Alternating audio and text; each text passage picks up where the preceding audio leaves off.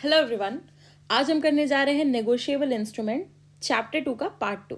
ठीक है, पार्ट 1 हमने ऑलरेडी कर लिया है, सेक्शन नंबर 4 से लेकर के 14 तक। आज हम करेंगे 15 से लेकर के 25 तक। अब देखो चैप्टर नंबर 2 में मैंने ऑलरेडी बता दिया है, इतना हमने कर लिया है।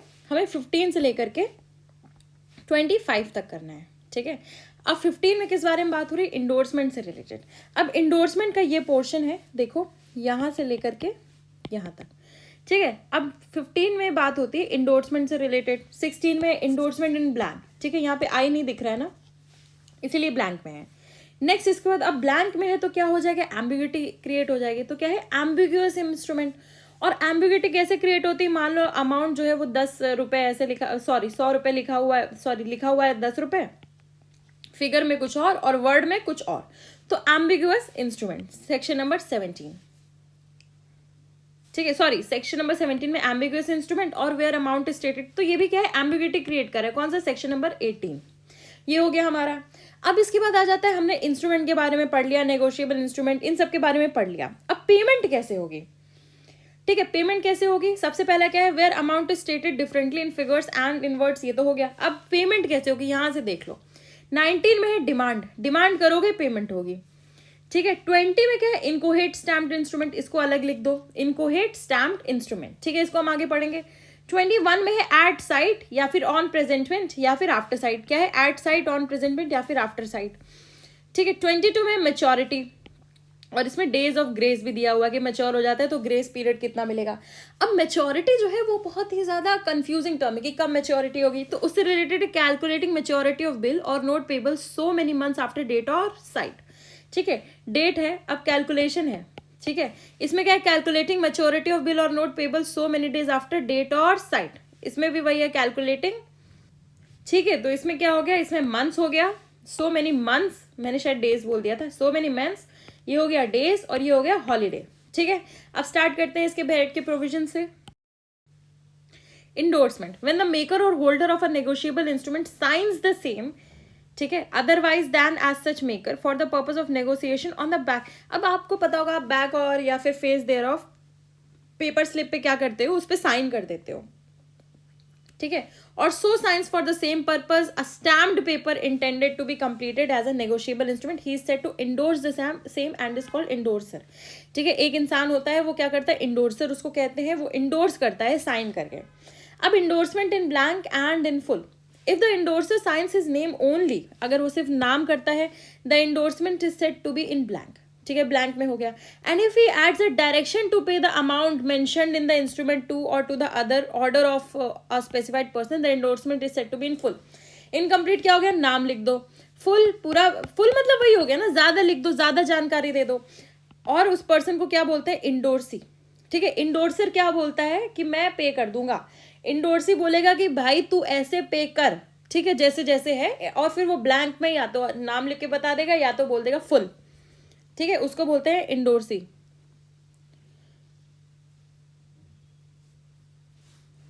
अब इसमें है the provisions of the act relating to pay shall apply with the necessary modification to an endorsee. कोई भी इंडोर्सी से रिलेटेड नेसेसरी मॉडिफिकेशंस रहेगी वो।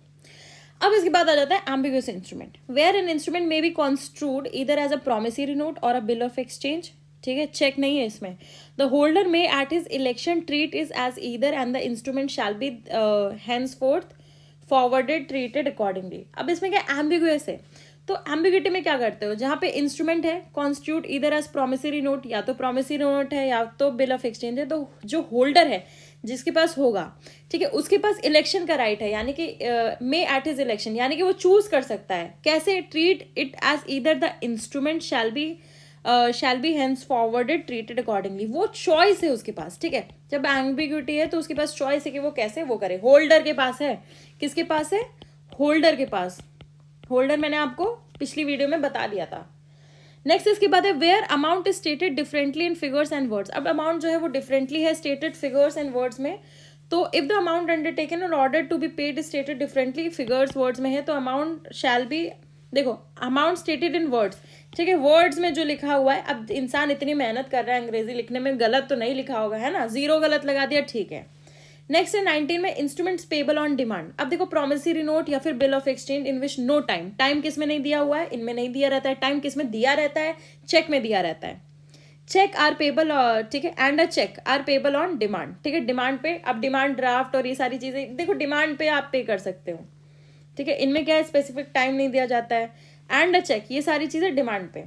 इनकोहेट स्टैम्प्ड इंस्ट्रूमेंट, अब इसको ध्यान से सुनना, where one person signs and delivers to another a paper stamped in accordance with the law relating to NI act, ठीक है, negotiable instruments, then in force in India, and either wholly blank or having written thereon an incomplete negotiable instrument, he thereby gives prima facie authority to the holder thereof to make or complete as the case may be upon it a negotiable instrument for any amount specified therein and not exchanging the amount covered by the stamp.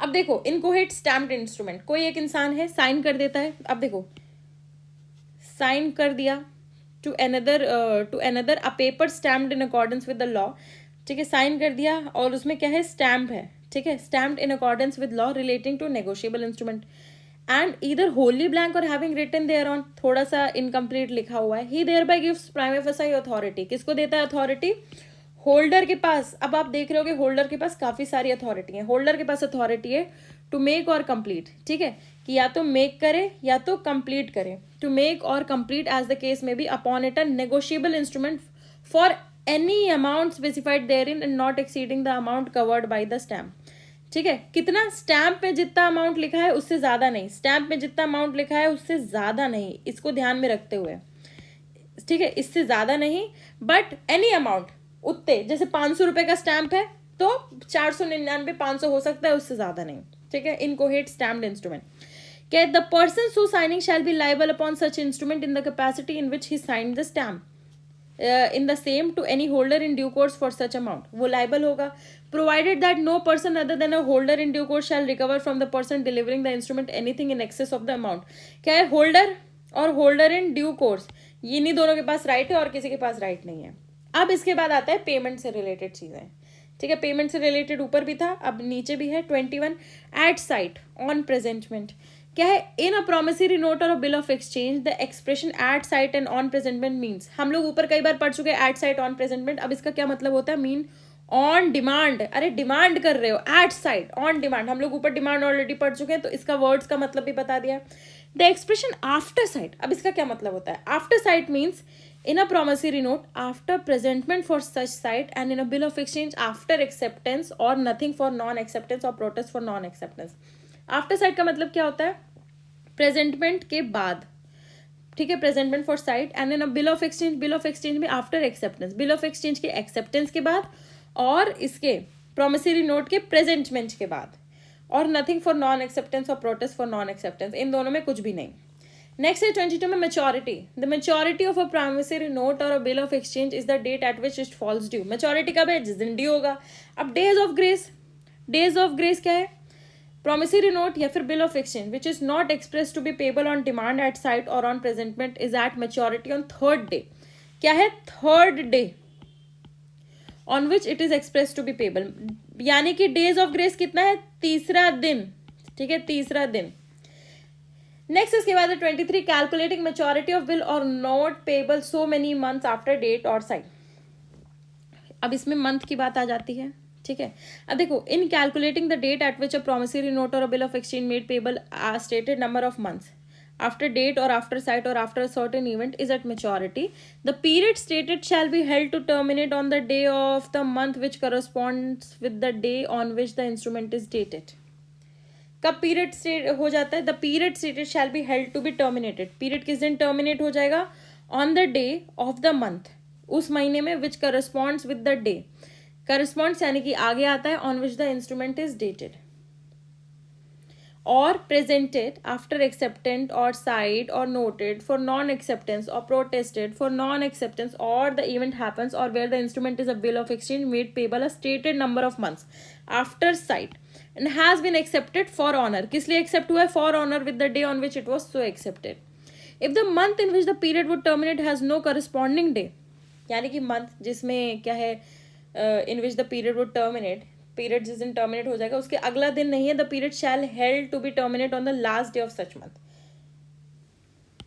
अब इसके example देख लो, for example 15 मार्च, ठीक है, 15 मार्च को आपने कोई bill बनाया, उसको 30 डेज में देना है, ठीक है, 30 डेज क्या हो गया, 1 मंथ, ठीक है। तो किस दिन वो ड्यू होगा, 17 अप्रैल को, क्यों, जो कि 33 डेज होगा, क्योंकि 30 डेज तो हो गया प्लस 3 डेज ऑफ ग्रेस आप ऐड करोगे, ठीक है। तो क्या हो गया 17 अप्रैल, पर आप कब दोगे, 18 अप्रैल को, यानी कि नेक्स्ट डे, ठीक है। ये समझ में आ गया। A negotiable instrument dated इतना, it made payable at 1 month after date, the instrument is at maturity on the 3rd day after 28th February। समझ में आ गया। 1 मंथ यानी कि 30 डेज हो गए, तो 28 फरवरी, 1 महीना हो गया, और 3rd डे आफ्टर 28 फरवरी। ये समझ में आ गया, ये सारे इलस्ट्रेशंस पढ़ लेना। नेक्स्ट है कैलकुलेटिंग मेच्योरिटी ऑफ बिल और note payable so many days after date और साइट, ठीक है, डेज।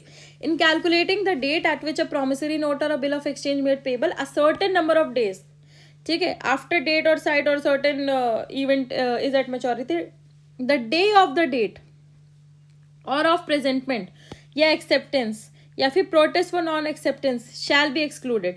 जिस दिन, मतलब इसमें ये बता दिया गया कि ये जैसे 29 है, तो नेक्स्ट मंथ 30 दिन के बाद जिस दिन आपने बनाया है वो दिन एक्सक्लूड कर दिया जाएगा, बस इतना है। When day of maturity is a holiday, अब जिस दिन हॉलीडे है, ठीक है, पब्लिक हॉलीडे होना चाहिए, the instrument shall be deemed to be due on the next proceeding business day. Simple बात है कि देखो, कोई चुल करने वाला इंसान आ गया ना, बोलेगा कि अरे मुझे देना है, मुझे पैसे दो, मुझे पैसे दो, मुझे पैसे दो। नॉर्मल इंसान क्या बोलेगा, चलो कल दे देना, ठीक है। बट उन लोगों के लिए ये सेक्शन बनाया गया कि मैच्योरिटी हो गई है, चलो अब पैसे दो। अरे भैया आपके पास 3 दिन है इधर, ठीक है, ग्रेस में।